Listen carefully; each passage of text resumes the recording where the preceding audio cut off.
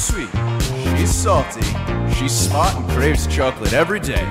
Here is your host, the Greek goddess of comedy, Ellen Karis. Hello, everybody, and welcome to Sweet and Salty with Ellen Karis. Yes, folks, are you sitting down? I hope you're sitting down. You can be standing up. It's fine. Whatever works. We have a guest today.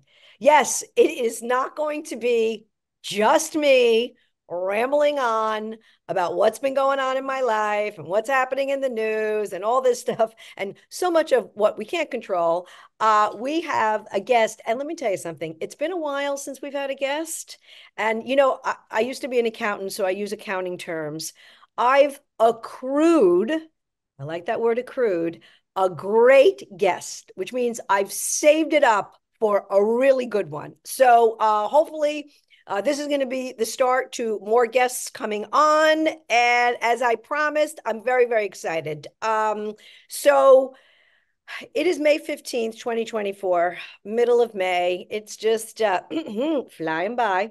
And I want to get right to our guest because he is a very busy guy. And when I say busy, we follow each other on Facebook.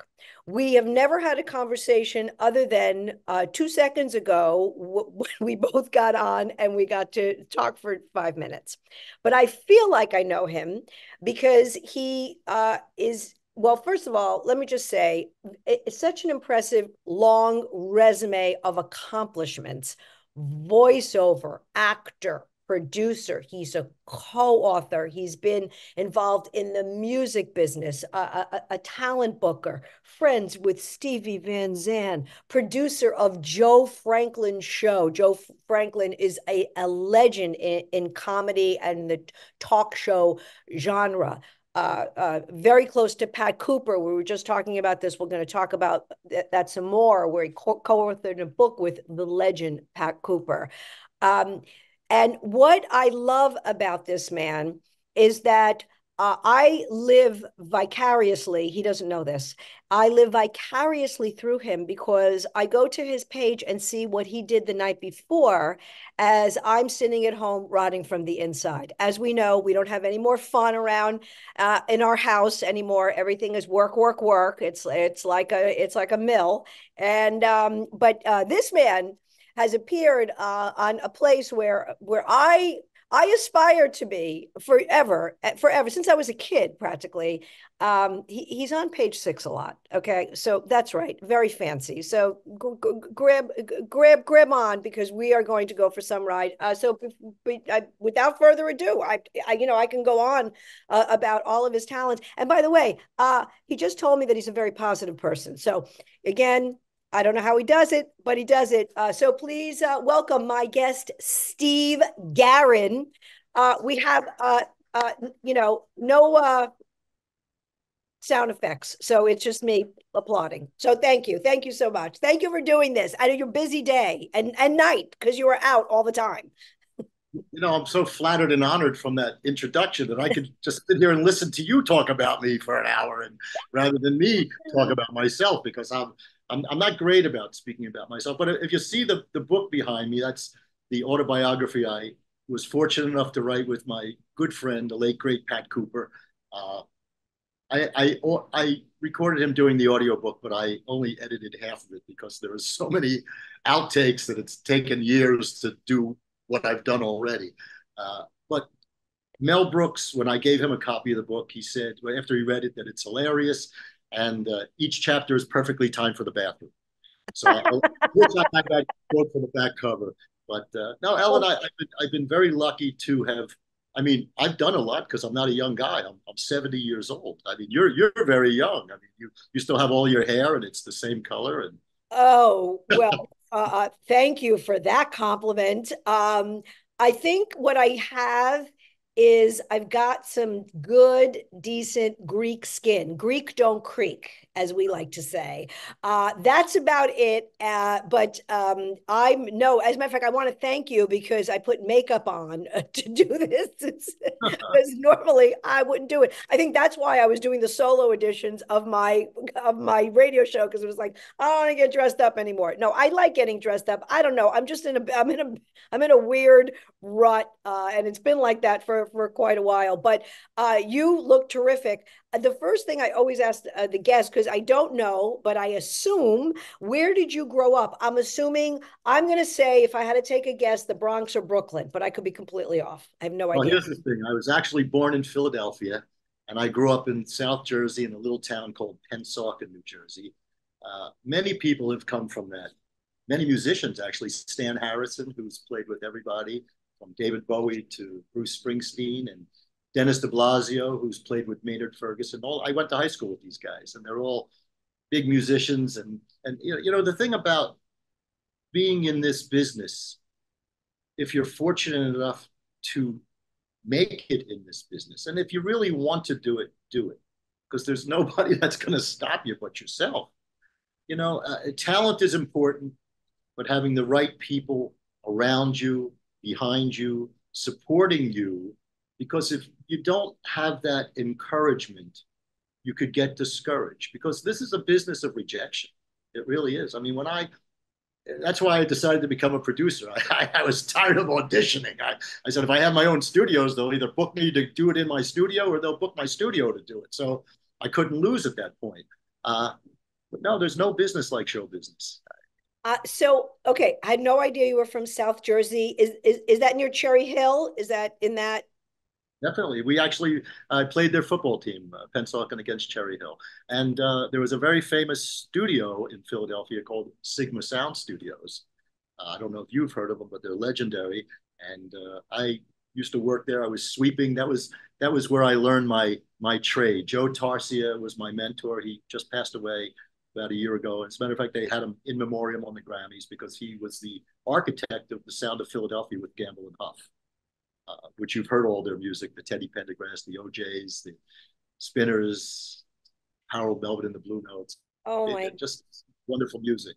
oh my gosh. Okay, I'm getting the chills. I love when people have all of this historical entertainment history information. I'm finding as I'm getting older, I'm finding that I like going back in time. I don't, maybe it's because of the chaos of what we have lived in for feels like quite a while, and it's not because of one particular person. It's like a lot of things. And so I find, like, just an example, like at night I watch Seinfeld. I watch Seinfeld. It brings me back to the 90s, and it was simple, and there was no social media, and there was no like a zillion other things. So I love that, and I love music, and it's so funny. Speaking of so again, last night I happened to be flipping around, and I came across the Beach movie, Beach Party. It was a 1963 movie with Annette Filicheno and Frankie Avalon, and I caught the tail end, and they were dancing, and it was just the way everybody was dancing, and the girls had the shimmy dress on. It was so fun. And when they rolled the credits, they had this one woman, I can't remember what her name was. I mean, she's not like super famous, and the way that she was dancing and everything, and I was like, look how she's dancing. The dancing is different. I mean, the music, but they had a scene where all the kids were dancing, and they just looked like just everybody was there to listen to the music and to have fun. There was no vaping. There was it's like there was like none of that. It was so pure and innocent, Right. There would have been if it was invented. So you're back to Seinfeld. Yes. Have you watched the episode with Pat Cooper? Oh yes, the Friars Club. Oh, like a zillion times. Okay, so next time you watch it, you're going to look at it a little differently because that scene was ad-libbed by Pat. I'm going to tell you the story. I was sitting at his kitchen table, and the phone rings. He picks it up, and he hangs it up. It rings again. He picks it up, and he hangs it up. I go, what are you doing? He goes, it's some nut that says he's Larry David. I said, if he calls back, don't hang up. So he picks up the phone. The guy calls back. He picks up the guy's yelling, "Don't hang up! It's really Larry David." So then Larry David asks him to do an episode. He goes, "Do you want to come with me?" I said, "No." Because he flies up and back in one day. I can't do that. I like to sleep over. It's a long flight to California and back. So anyway, he comes back. He tells me what he does. He goes, "Where do you see it?" I said, "What did you do?" He goes, "One take." I said, "Really?" He said, "Yes." I told him I wanted to go home. So he says, "You're going to see the scene. Jason Alexander." I'm talking to him. Jason Alexander goes, "The gypsies took it." And he says, "The gypsy took it? Are you in show business?" He goes, "Look at Jason Alexander's face. He's stunned. He doesn't know what to do." But he goes, "No." And he goes, "Then what am I talking to you for? Jerry, bring the jacket back." Well, that was the scene, and that was it. And they went with it because it was just so classic and so wonderful and so Pat Cooper. So, I wanted to tell you that speaking of Pat Cooper, I went, I think it was, I'm going to say like 2003, 4, 5, one of the, maybe 4. I went to Las Vegas. There used to be something called the Las Vegas Comedy Festival. And it was a bit, I went on for a few years. I don't know what goes on now, but I remember at the time they had it for a few years. They had industry come there, and I saw Pat Cooper live doing stand up, and just like I was dying. And then I know I saw him someplace in the wild, like in New York City, like I know I saw him like once or twice, but I did go to see him do stand up, and I was crying, other than obviously when I've seen him on TV. He was a genius. He was a jazz comedian, and he was. I loved working with him, and of course, he was a very close friend of mine. And So you started out in music in South Jersey, and but then music evolved into becoming involved with comedians, because Joe Franklin is a comic slash talk show host. But so how did all that evolve? And my first question before we even answer that is, what was music? Music must have been important to you as a child, right? It must have been in your home, or you played an instrument, or you were in the band, or like something came about where you had this interest. I played the bass. I play the piano a little bit. I have one behind me. I don't really do it in public because it's really just for me at this point. I'm not a showman. I have so many friends that are musicians that when I play, I'm not a musician. To a musician, you're not a musician, you know. But no, I grew up and the first thing I got into was voiceovers. I mean, I worked in a studio sweeping and being a fly on the wall and learning things. But I started in voiceovers, and then I decided when I didn't want to audition anymore, I was making a little money, so I opened my own studios. And then I got the record labels. First it was Polygram, and then Universal to be my clients, and they came in and they said, "Gee, if you did video, we would let you do our music videos." I said, "Really?" So I learned how to edit video, and I did behind the scenes Absolute Benson for George Benson. I did videos for Diana Krall, Al Jarreau, Simona Dinnerstein, a sax player whose name I can't think of right now, and many other ones. Vanessa Williams, I did her happiness video. I did the trailer for Julian Schnabel's Before Night Falls, music for the album. Anyway, my credits are like, Google me. It's more reading about me than me So telling this you. was all in South Jersey? This was Oh, all down in Philly, I mean? I didn't really do anything in the entertainment business that I got paid for. I mean, I was on the radio at American University and did things like that, but it really didn't happen until after I took a Dale Carnegie course, which made me say, well, this is what you want to do. So get rid of everything else and do it. And luckily, I have a wife that I've been married to for 45 years who was my biggest supporter. And, even though I'm nuts, and she's happy with it. And I happen to be very lucky. And that's why I'm in New York, because I met her in Washington and we moved here.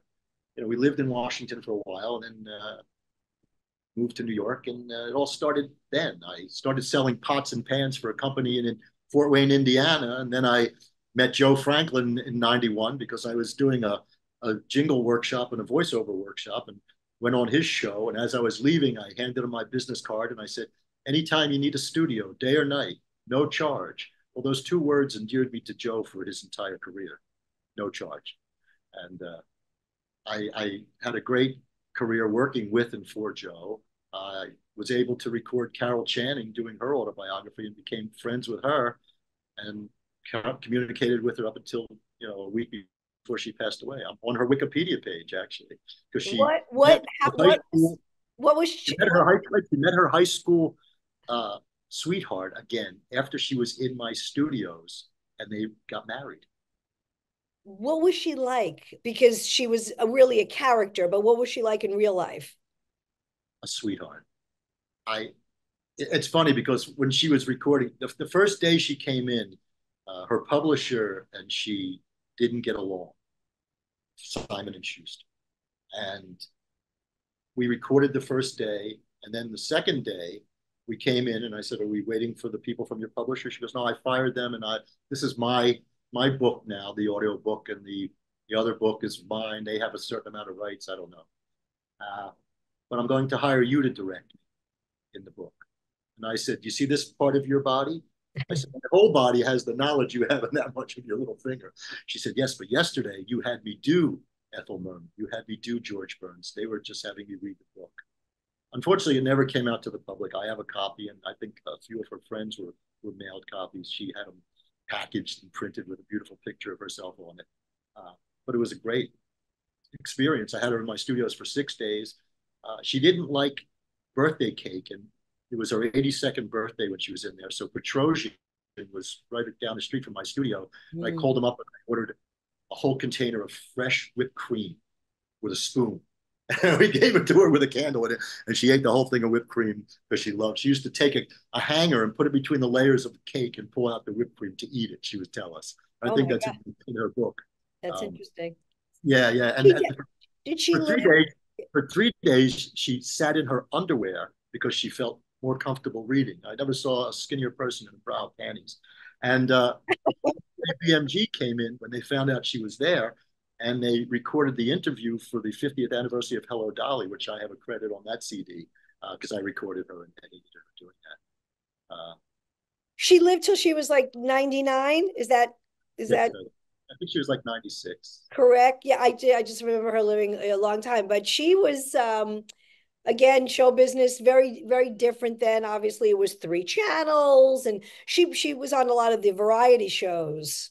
But again, she always played this sort of flighty, goofy, character of herself, which in real life, that's not how she is, how she was. And sort of like a Gilbert Gottfried, right? Gilbert Gottfried was not the way that he was. When some of these actors and actresses they play these, this is their persona, but then in real life that you meet them, it's it's shocking, and people expect them to be what that is, what they portray. Right. No, Gilbert was fantastic, and it's funny because we were friends, and my wife and I went to see him at Caroline's one night. I got the tickets through. I said, could you get me a couple of tickets? So he put us right in the front row. So my wife goes, "Oh, I can't sit here, I said, "Gilbert's not even going to look at you. He's just going to do his act. He doesn't even look at the audience, and he just goes into a trance and does it." Well, he did, and it was just so wonderful. But you don't sit in the front row in a comedy show. Right. Fresh meat. Yes, yes. So you got involved obviously in music, and you had your own studio, but music and songs are different from obviously voiceover work. So you did a lot of voiceover work. Now that voiceover space is a space that we all want to be in.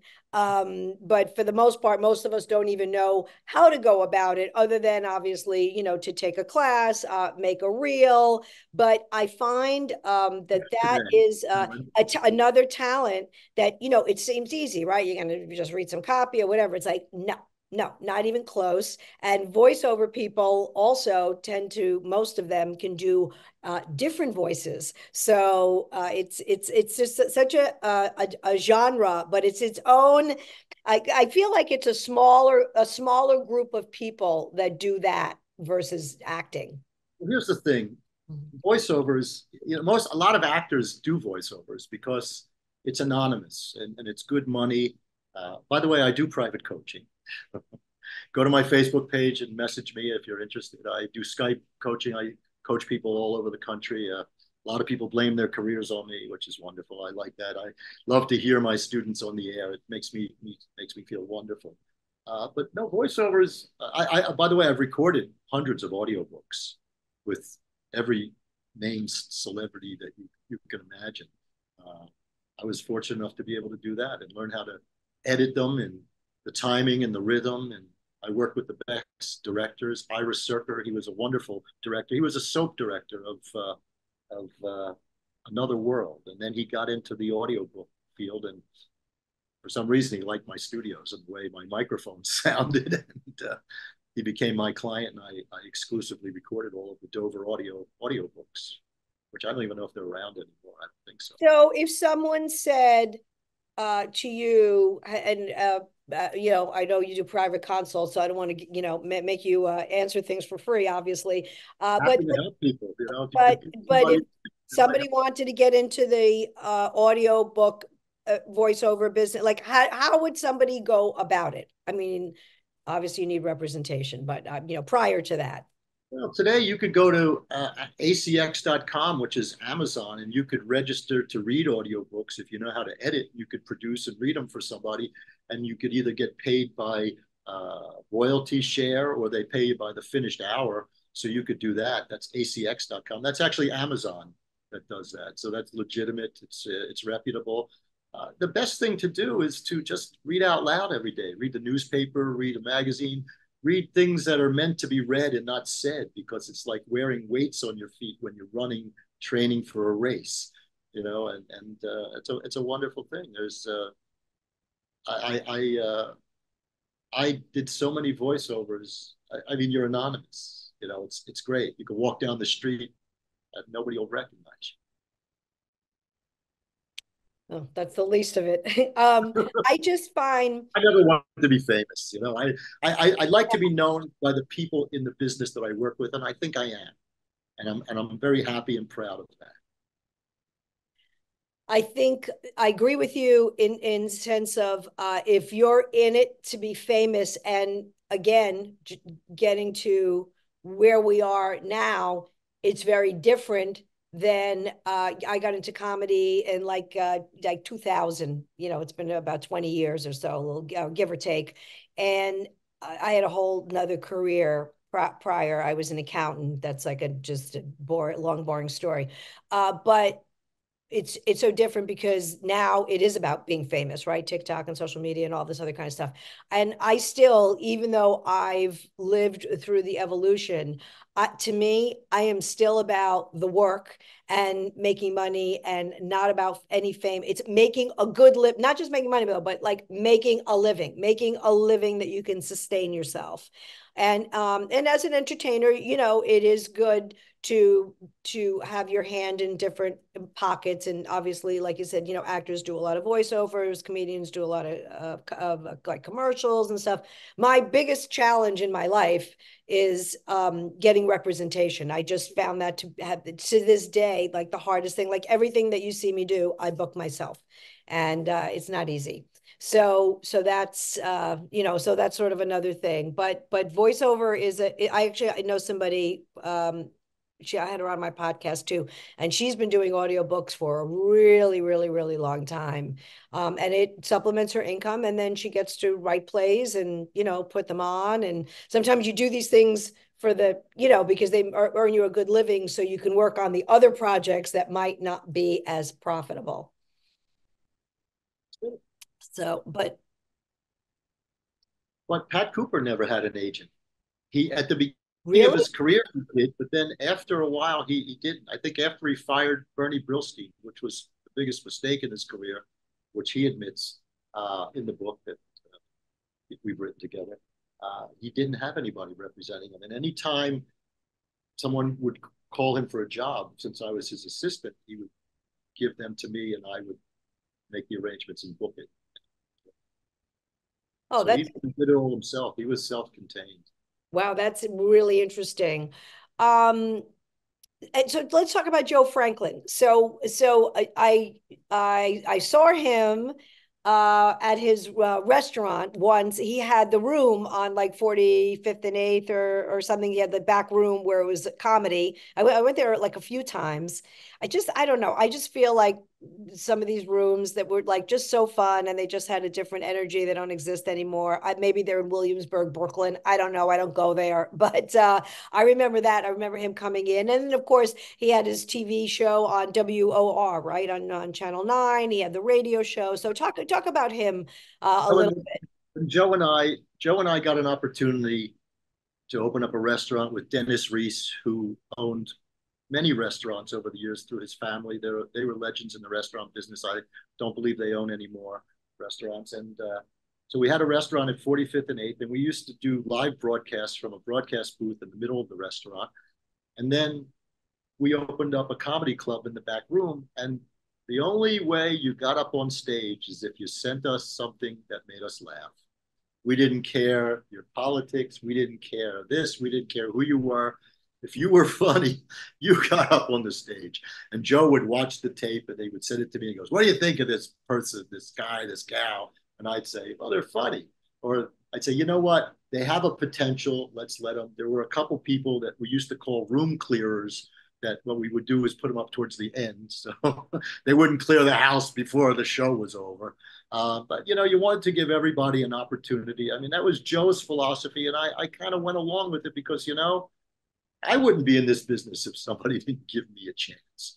So, and that's what it's all about. I mean, Joe, I mean, gee, I went so far in my career with, if I wasn't associated with him or his partner in the restaurant and other ventures that we did, I probably just would have been just a regular guy who maybe did a couple recordings or, you know, had a studio. But with him, I got to work with Jack Klugman, Peter Falk, Larry Storch. I mean, Carol Channing. I got the job because we were sitting at lunch with Carol, and she was telling Joe the dilemma about the audiobook. He said, "Why don't you hire Steve to do it?" Yeah, she hired. It was a great job. It was the first job I made 40,000 in 1 month on. Of course, Wow, it didn't just go to me. It wow. went to the studio and it went to everything. But yeah, it was 30 days, 10,000 to direct. It was 40,000 for that job. It was really an incredible gig. But those were the days. So did you work on his TV show as well? No, I actually was on his TV show as a guest. I But saw the picture. I did see the picture. Uh-huh. I did. I worked on his radio show. I produced, and I mean, I didn't go every night from, you know, to midnight to 5 a.m. when he was on. I went a couple nights a month, like, but I would book the guests, and I would record a lot of the interviews ahead of time and edit them so he could play them on the air. One of them is a classic interview with Mickey Rooney. One day, Joe goes, "Mickey's going to come in." I'm, "Oh, I want to meet Mickey Rooney. I'm such a big fan of Mickey Rooney." So they call up, his people call up and they go, "Well, listen, Mickey's a little cranky today. So just make sure Joe's on time and everything goes smooth." I said, "Okay." So I called Joe and I go, "Joe, they called me and they said Mickey's cranky." "Oh, they told me testy." I said, "All right, well, be on time." Anyway, the phone rings. I pick it up. They go, "Mickey Rooney's here." Well, a half hour early. I said, "Oh my God, get Joe Franklin on the phone." Now, Joe's office was three blocks away from my studio. So I said, "Get Joe on the phone. Mickey's here." So Mickey comes in. He's very cranky. He goes, "Where the F's Joe Franklin?" I said, "He's in the men's room." So I said, "Let's get you in, set you up, and take your level." I said, "Joe's mic is always set up, so when he comes in, we could just go right into it." So Joe comes running in, throws his coat down, shakes Mickey's hand, and Mickey goes, "Did you wash your hands, Joe?" And Joe doesn't know what he's talking about. He goes, and he sits down and he puts his headphones on and he starts introduces Mickey, and he goes into the interview, and Mickey says, "Can I tell a story of how I met a queen at the White House?" Met the queen at the White House. And Joe goes, "Yeah, go right ahead." So Mickey starts telling this story, and he's like really very heartwarming, and it's so emotional and so nice. And then I look at Joe and I see his face, and I see this little twinkle in his eye, and I go, "Oh, what is he going to do?" He goes, Mickey, I hate to interrupt you, but is it true that your marriage license, since you've been married so many times, is made out to whom it may concern?" Well, Mickey goes ballistics. I never heard so many F bombs in my life My God. All on tape. And he's screaming at Joe and screaming, and Joe's looking at me, and I say in his headphones, and I'm waving my finger, and I go, back to the Queen, back to the Queen. Without missing a beat, Joe goes, so what else did the Queen say? And without missing a beat, Mickey just goes right back into it, forgets the tirade, and I'm like, oh, it was unbelievable. And then after we made him sign the guest book, pose for pictures. That's when my studios were in the Equity Building, and I'm taking Mickey down in the elevator, and all these actors are getting it. Dan Frazier from Kojak, and all these guys are getting in. And they recognize Mickey, and they're all talking to him, and he becomes so happy. And I take him and put him in a cab, and ah. And when I get upstairs, I go, Joe, and he says, that was pretty funny, right? I go, oh. Oh my gosh, that's such a great story. I mean, Mickey Rooney, again, it's so sad because now these people have been gone for quite a while. I remember I saw him once on the street, a little guy, a little man. But for all those that don't know, he was married like, I don't know, 7 or 8 times. 9 times. I think He nine was times. He the was married biggest twice to some lady, to the same lady. I think that was, I think, the last married to Ava Gardner. He was married. Ava I mean, Gardner. he was the biggest box office star in the world in the 1940s. Wow. I mean, geez, he's a legend. I mean, Right. Falk, Right. Peter Falk was another guy that I loved talking and working with. Peter Falk uh, had retinoblastoma. He lost his right eye when he was a child. My daughter had retinoblastoma, lost her right eye as a child, and when he came in, we talked about it, and it was really really something. And he didn't have radiation, but he told me his whole experience of it, and it really made him more determined to be who he was as an actor. And then that whole story about his raincoat, that was the coat that he wore in A Pocket Full of Miracles, that schleppy raincoat in Colombo. Yeah. My dad met him a few times in a bar or something like that. I remember him saying something like that. But that was, in the 70s, that was a huge show. Columbo was a big show, and he had a lot of guest stars on it. But I have to ask you, because I do love The Odd Couple. And on New Year's Day, they run a marathon. And this last New Year's Day, my husband had it on, and I mean, we were cackling. It was so funny. And there was one episode where Felix and Oscar got a car, and they were doing the alternate side of the street. Okay, so if you're from New York, obviously, if you live in the suburbs, you have no idea, but this is how we live. We do have a car. We don't park it in a garage anymore because it's so expensive. And my husband and I looked at each other. It's like 50 years later, for whatever it is. I go, this is the same story. It was so funny. But anyway, those two together, it's so classic, and it's stood the test of time. So what was Jack Klugman like? Because he seemed like a really interesting guy, and also a huge movie career, prior to doing television. Oh yeah, 12 Angry Men. I mean, the list goes on and on. Well, Jack Klugman was a Philly boy also, and he grew up around the block from my grandmother in South Philly. And as a matter of fact, my grandmother and his mother played cards together. We talked about that when he came in, and he came in at the time when his voice was, he had throat cancer, so he really didn't have a voice. He was very scared. But if you go to my Facebook page, I think a couple of days ago was his birthday or something. I saw that. That's what I wanted to ask you. My Yeah. studio. Yeah, it's very funny because when you work in the business and people come in to do a session or a project with you, they're a human being like you, and then you just sit there and you just like we're talking to each other, and you talk to them. I was when they named the Friars Clubhouse, the monastery, after Jerry Lewis. I was fortunate enough to go because he wanted Pat Cooper to come, so I was invited also. And I'm sitting inside, and Jerry's holding my hand. He wrote the forward to my book, so I got to know him over a couple of years. And he's holding my hand, and I said, "Can I ask you a question? I've been dying to ask you my entire life." He says, "What? Tell me what." Yeah. I said, "You think you could make those movies today with the political correctness that's there?" And he said, yes, I'll tell you why. And I said, why? He said, because I wasn't making fun of those people. I was those people. He said, you didn't laugh at them. You felt for them and you identified with them. I still don't believe that he could do it, but that was a good answer.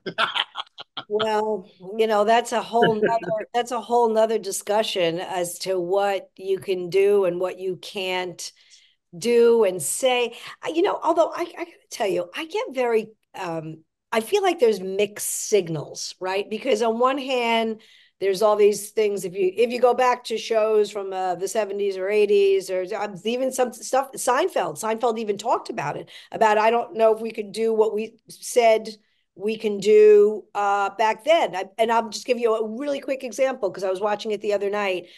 Said something and they used the word fat people. It was something about fat people. And I'm thinking to myself, I don't know. I don't think you could say that anymore. It was very funny in regard to what he was saying. But then in the same token, I feel like things are more raunchier and graphic. I don't watch a lot of Netflix other than stand-up comedy or a documentary or an occasional movie. My husband gets into all of these dark shows. So like we were talking about Columbo, right? So Columbo was a crime series. There are crime series on Netflix that are just like awful, like violent, and just I can't, like, for 2 seconds I can't listen to it. So everybody goes, oh, political correctness, but I think we some stuff, things are just so dark and crazy, and so it's the shock value. They want the shock value. Now, I was watching. I watch a lot of Have Gun Will Travel. It's one of my favorite westerns because Paladin was brilliant. He quotes Shakespeare, right? Yeats and Oscar Wilde, and I said to myself, "Oh my God, this guy he's classy. He goes to the opera, and he's like." And I was watching a show after that. It might have been Gunsmoke or it might have been Rawhide. I don't remember what. And it had a disclaimer saying that stereotypes are depicted in this and blah blah blah from the times, and so it was a disclaimer telling them. I guess maybe because they were using a derogatory term for I don't know who it was, might have been Asians or someone, but you have to understand these things took place and they happened, and you can't shield them and you can't change history. People have to know what went on. They don't have to repeat it and they don't have to continue it. They can learn from it, and this country is built up of people who came from everywhere. I mean, my family's got Jesus. I'm a mutt. I mean, I can't even tell you. Italians, Jews in my family, the name was changed from Giarizzo to Garrin. I mean, it's, I have to say, it's America. And we do what we love, be nice to everybody, nurture everybody. Don't give too much because maybe they'll be looking for the handout and not, but be kind. That's all.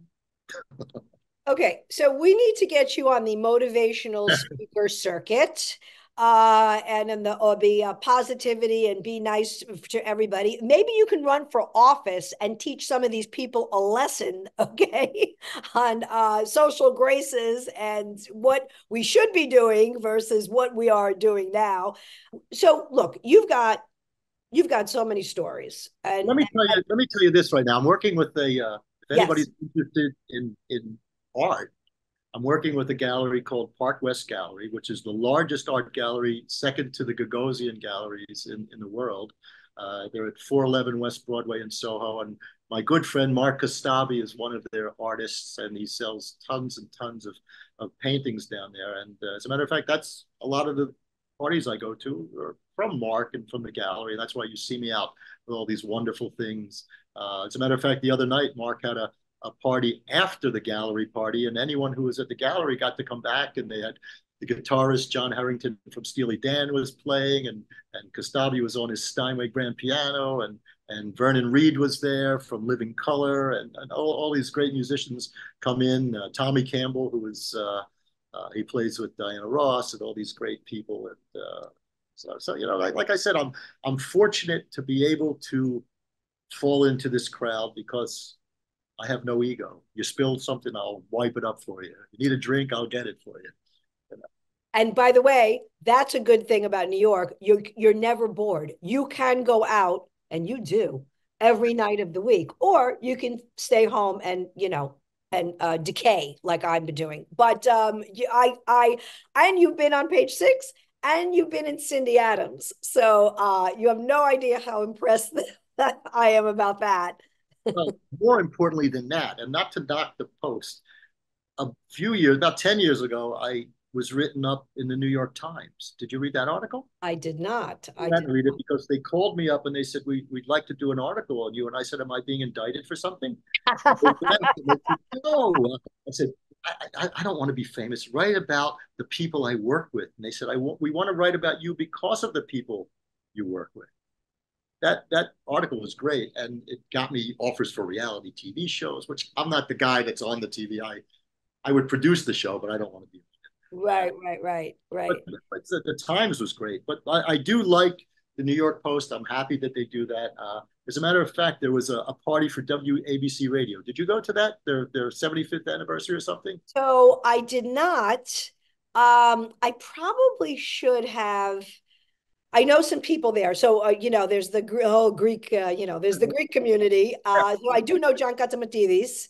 And I know actually one of his head security guy, George V, who's we used to work for the FBI. I know him very well. And I've been on Sid Rosenberg's show a bunch of times. And actually, when they were Cumulus before John bought it, they in 2018, 2019, Bernie and Sid did a comedy night. They did one year, they did it at the Cutting Room, and then the next year they did it at the Hard Rock, and I was on it. So that's actually how I got to know them. And then when I wrote my godmother book about being a godparent in the Orthodox Christian faith, they had me on, and so I've met them several times, and I listen to a lot of WABC. I listen to a lot of talk radio. So I did not go. I wish I did, but I did not go. We should give you a show. That'd be nice, right? That's funny that you said that. I was in Florida beginning of April, and I did a show. It's a club called Snappers outside of Tarpon Springs, which if you don't know, is a huge Greek community. It's like Astoria in the 80s. That's what it reminds me of. So there is a congressman there, and his name is Gus Bilirakis. He's actually one of the politicians that I do like. He's always fighting for vets and seniors, and he's a great guy. Anyway, he came to the show with the woman that works for him, and when I was done, they were like, "Do you know John Katsamatidis?" And I'm like, "Yeah, yeah, he should give you a show." And I was like, "Okay, okay, I'm here." And then they did contact him, which was interesting. And I got a message. I got a text. It wasn't from John. It was from somebody. And they said, "Would you be interested in doing 8 minutes?" And then I said, "Sure." And then I never heard from him. And I want to just tell you, I've had these conversations, these little you should do this, and then nothing happened. So Here's this. Why don't you? I have a suggestion for you. I don't know. Book I'm them on your exhausted, is what I am. no. Book them on your podcast. Book John on my podcast. Yeah, I could do that, I guess, if he would do it. Yeah. Well, my friend Teddy Smith just got him. I gave him Katsamatidis' email, and he got him, and he just interviewed him. He sent me the interview. I haven't listened to it yet, but why not? I should. I know Margot. I mean, I know them. Like they say, like, "Hi, Ellen." Like they know me, so it's not like I'm a They stranger. need to you like this. Maybe they need to cut a couple clips and send it to them, or interview him and send him the interview. Yeah, that's not a bad idea. If he's got the time, that would be great. I mean, I know he's got the radio station all day and he's on all day. But, I mean, he's a really interesting guy. They'll make the time and just don't keep him on for an hour. I think he gave Teddy 15 or 20 minutes. Right, right, right. Oh, that's a good suggestion. Okay. All right. Well, all right. I'm going to take you up on that. Thank you for that free advice. That I didn't think of myself. So I love radio. You know what I was going to say? Just getting back to, I think Joe Franklin, correct me if I'm wrong. So I did, as did every comic, because it was our rite of passage, Joey Reynolds Sure. who was on from 12 to 4. Was that the replacement for Joe Franklin? I can't They were remember. both on the air at the same time. And then Joey's actually a good friend of mine. I speak with him all the time. How's he doing? Back in New York, he fell and he just had some brain surgery a Oh, couple of months ago, but he's okay. oh, okay. They gave him a brain now. He was looking He like was, a scarecrow, but he has one now. I mean, we would go down there at, midnight, 12:31. I mean, I remember staying there till 4 in the morning. It was great, but you had to do it. You had to go down there. It was like a fraternity. Like you had to get initiated through the Joey Reynolds show. And the Uh, food was great. yes, the food, the cheesecake, right? The big thing with the cheese. Cake and the Friscoes and whoever used to bring whatever they do, shrimp. Oh my God. It was, And Myra, and Myra, was it Lamela from yes, Italian Italy? We used to get all that food from there. Oh my God, that was great. yeah, yeah. And Myra, do you ever talk to Myra at all? Facebook. I haven't. I think she moved to Florida. She used to live on 57th and 6th, but I haven't seen her for years. Yeah. Oh God, we would go down to I think it was like 100 Broadway. It was all the way downtown. It was that was great. I love radio. I mean, I love podcasts. I love radio. I think it's such a great uh medium form. I mean, there's something for everybody there. So I mean, I like finding out about people.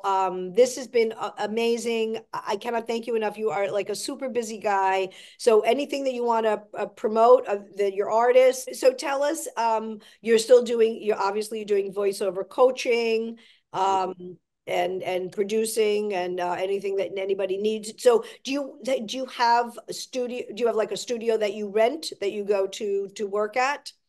Well, I mostly do it Skype because a lot of the people I work with are actors who have their own home studios. So I work with them on that. And then there are just people that we just work on the computer. So some of them might be beginning. So we start them out. I kind of work with people to train them for auditions if they need it, and whatever they need. A lot of agents recommend people to me, and voice talents I've worked with recommend people that they don't coach if they don't coach. But it's wonderful, and I enjoy it. I really do, and I only take you on if I feel I can do something with you. I don't want to work with you, and if you're not dedicated where you want to practice, you want to do it. I don't want to take your money and waste our time. It isn't worth it because I'm too busy, and I would rather devote my time to somebody who really wants to do it. That's great. That's great. Well, I want you to stay on after we sign off, but I can't thank you enough. Steve Garrin, check him out. I mean, I know you're active on Facebook, and then there was a page that led me to like a website, almost like your web page. I don't know if I have a web page anymore. I know that there's a Wikipedia and there's all kinds of stuff that Yeah. all over Google because people say I Googled you and look what I found. It's a wonderful thing. I love to be Googled. It feels terrific. Oh, stop that. Anyway, Ellen, I want to thank you so much for taking the time to interview me, and it was a lot of fun. And you're a wonderful person. Oh, one thing I want to say is I listened to your comedy routine about your husband doing the shopping. Yes. I do the shopping. I buy everything with labels. Don't buy anything generic because you don't know what's in that stuff. And I mean, listen, there's coupons today. Come on, It is a painful experience when it's together. I at this point I've acquiesced that part. It's like, okay, whatever, it's gonna stink or it's not gonna be the same. It's fine. It makes you happy, but oh my God. Oh my God. Band-aids that have no adhesive. It's fine. It's fine. It's all good. Q-tips that have no cotton at the end. It's fine. I'll just stick it in my ear and puncture an eardrum. It's fine. But you know how it is when you're married for a long time. After a while, it's like, okay. I have the best. I have to say this. I say this in front of her. I have the best wife. I'm so lucky, and I always say to her, when people say to me, your kids are great. I said it's because they have a great mother. I said because if the mother's fucked up, the kids are gonna be fucked up. I said that's I don't take the credit. I mean, I was there and I did everything with them. She carried them. She's the influence, and she's She just consulted with you once in a while. You were just like a consultant. Anyway. All right. Thank you. Hang on. Thank you, everybody. See, did I tell you? I mean, did I save up for a great guest? We got a bunch more lined up. So again, Steve Garrin, you are just really salt of the earth, really great. And let's take a page from Steve's book and just be happy and spread some joy and be positive and take that deep breath. All right. Anyway, thank you everybody. Till next time. Bye.